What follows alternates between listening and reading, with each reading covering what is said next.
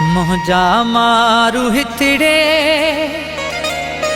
कतल रोज थींदा।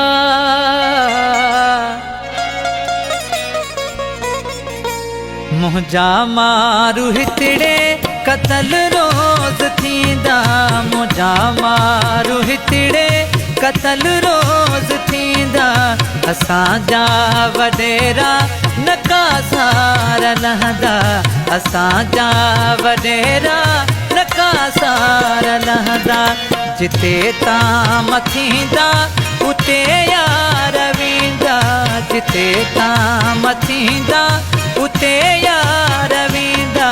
असांजा वडेरा नकासार लहंदा। असांजा वडेरा नकासार लहंदा।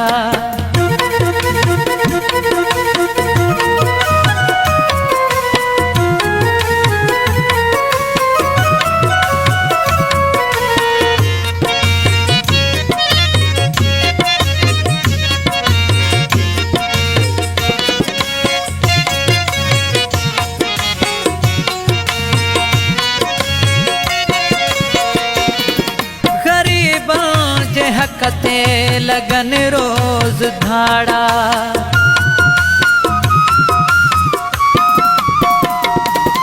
गरीबों जे हकते लगन रोज धाड़ा। दिसा राज में थोर गोरो जराड़ा। कंदा की न एहसास परती खिलंदा।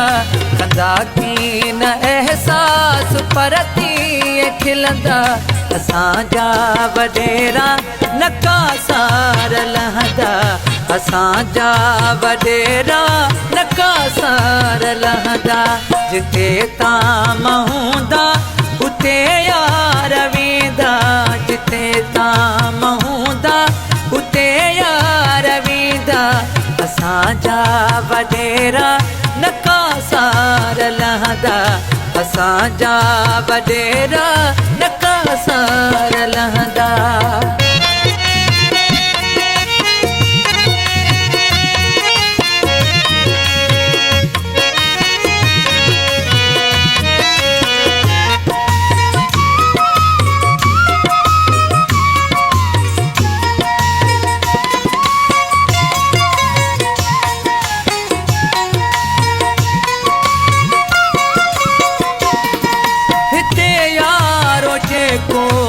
सच थो ॻाल्हाए।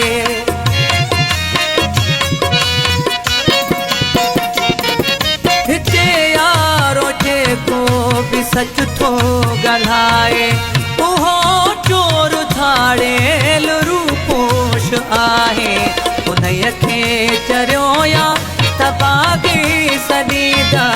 उन्हीअ खे चरियो या तबागी सॾींदा। असांजा वडेरा नकासार लहंदा। असांजा वडेरा नकासार लहंदा। जिते ताम हूंदा उते यार वेंदा।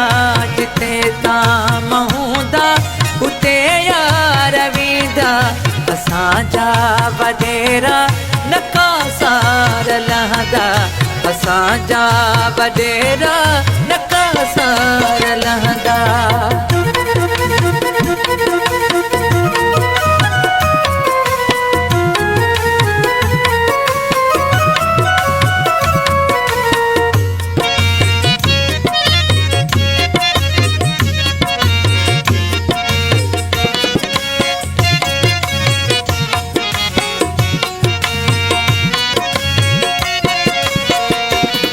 लिखा थो जॾहिं सिंध जी मां कहाणी।